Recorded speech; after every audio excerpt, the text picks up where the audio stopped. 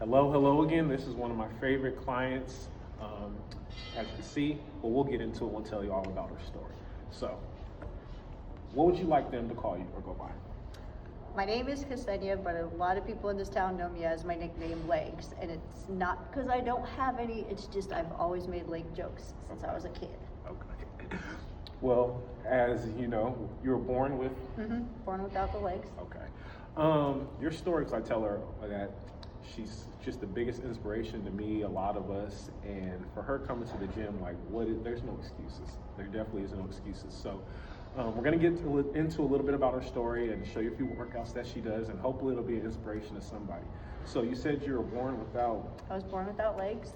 Was there any kind of do you have any childhood memories about that, or how did you feel growing up? Was it something that you just accepted, or was it kind of hard? Was it? I accepted it. I mean, growing up as a kid, you get made fun of. They do pick on you, but I think one of the things that changed my life a little bit as I was growing up was in 6th grade when we had to write a will to graduate for our 6th grade graduation, and one of my friends actually wrote if he anything happened to him, he would end up giving me his legs. So it was just growing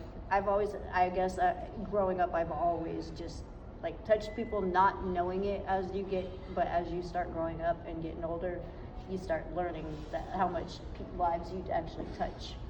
Now, since you're older now, you have children, correct? I have one.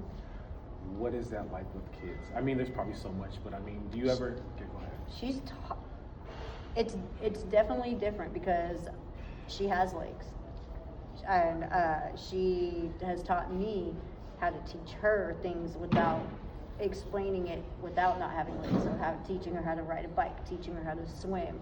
Those are all things that, as a mom, most people have legs. They can teach their kids how to do it. I had to basically tell her with my words and be by her side and hold her legs or push with one of my hands on one leg, for the bike, to show her. And it was a challenge, but it taught me so much too. And in a way, it humbled me a lot more too. And not to take too much of the time, but just one more thing, actually two more things. We talked earlier how you said a lot of times people are going through stuff and you've helped people that are about to commit suicide or contemplating it. What would you say is one of the best, or how do I put this? What would you say is you and your situation is one of the best things that you've done for others, or that you've received, or just one of the things where I can do this and it makes you keep going on? Just being me, really. I don't have a car. I don't drive anywhere. I'm literally in my wheelchair, or I rely on somebody to help me get here, or lift or anything, but majority of the time, people that know me see me push myself from here to the other side of Fairfield, everywhere. I'm everywhere, and a lot of people will stop me and say, "You're everywhere. You just keep going. You don't stop. You motivate me. You keep pushing, and rain or shine, you don't let it get you."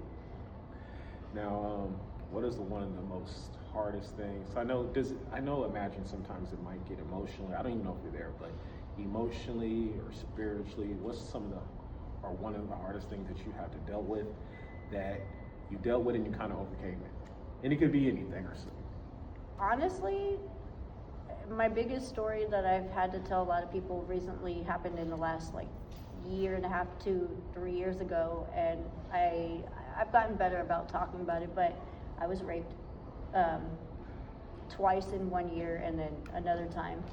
And so that was the hardest thing. That was my darkest times, and to overcome it and do all of that. And my daughter is the reason why I still am here.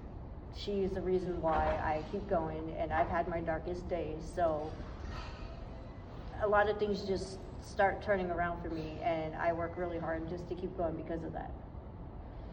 I'm sorry, I know it's professional, I'm trying. No, yeah, it's okay. I'm sorry, man. It gets a lot of people. Yeah. It gets a lot of people because they're like, oh shit, you're one of the people that have went through that. And to go through, I just told my best friend last night, I don't talk about it much, but I told her during my hard times, I purposely would try to get hit by a car just because I didn't want to be here anymore.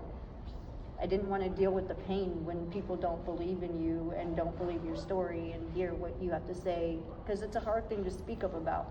People say you're lying, you're this, and if it wasn't for my kid to be as strong as she is and help me stay strong, I wouldn't have been as strong as I am.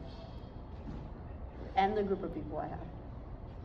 I had a lot of questions, but after Go ahead. I you, mean, you can ask anything. no, it's after you told me that, it's just like we take so much stuff for granted, and we complain about what we don't have, and we're mean to other people, and myself included sometimes, and we don't like, damn, man. Yeah, I honestly say that was a situation that in a way humbled me.